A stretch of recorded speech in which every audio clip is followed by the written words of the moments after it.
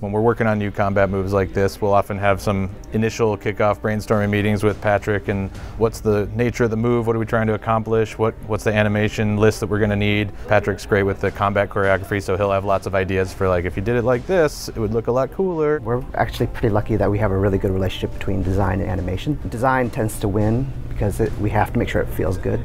Within 30 minutes, we'll figure out exactly what they want and then maybe do a couple permutations and just go into the mocap room and capture. They wanted an AoE effect to kind of change the rhythm of combat from Shadow of Mordor, and we had the glaive, and it was just a way to clear out grunts in a really fast way, because in our game, really we only care about captains. I have a kind of a Filipino martial arts background that I kind of utilize for most of it, almost all the combat that we do. With the glaive, we have to do these huge flowing motions so that everybody knows what's going on. Almost everything is Filipino martial arts.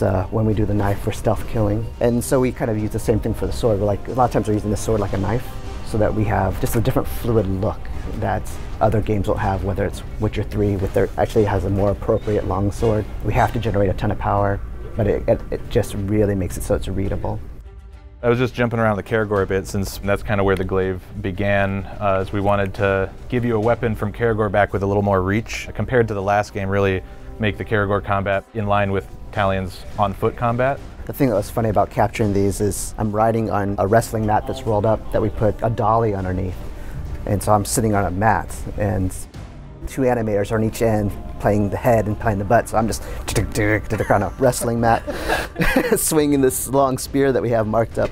We have a ton of new kills. In the old game, obviously we chopped off heads a lot, and it's kind of your thing. Yeah, we did it a lot. At some point we realized that now we can chop off arms and chop off legs and chop through bodies. So that just opened up a whole range of new ways to kill orcs, you know. There it is. Nice. We have many kills that are just so fun, so creative, and all my animators getting together and just trying to come up with these ideas of how to use a bow and arrow to kill somebody at very close quarter combat. And it's just fun. Like, just the idea of like shooting an arrow at a defender and having the defender block it with a shield so it sticks into the shield, and the elf just grabbing that arrow again, you know, knock the shield away, knock it back up, and then shoot him and point blank through the face.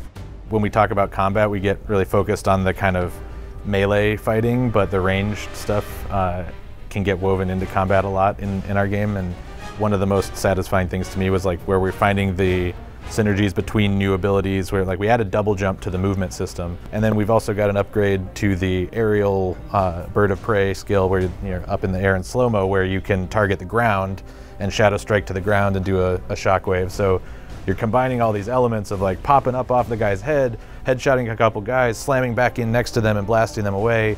And then of course our speed running QA folk get excited about that move too, because they can jump off a guy's head, target way down the field, and make their way across the map a lot faster. So then those combat moves become traversal moves that were built off of cool traversal moves to begin with. There's also this guy, one of my favorite little moments in development with him, with the big Ologs, is we realized like he's pretty huge. We could just slide under his legs. That would be fun.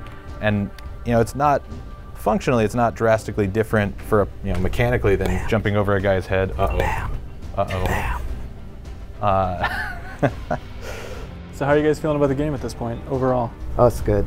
Really good. It's really it's going to be a good game? Oh, it's, yeah.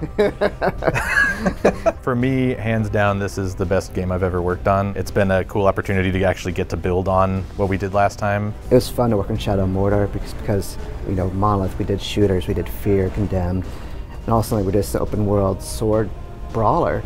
And we had to go through all the growing pains of learning that. This one, we already knew how we had to do it. So now it's just, now we gotta do it. For a while, I was really apprehensive, but then there was a moment where everything just happened.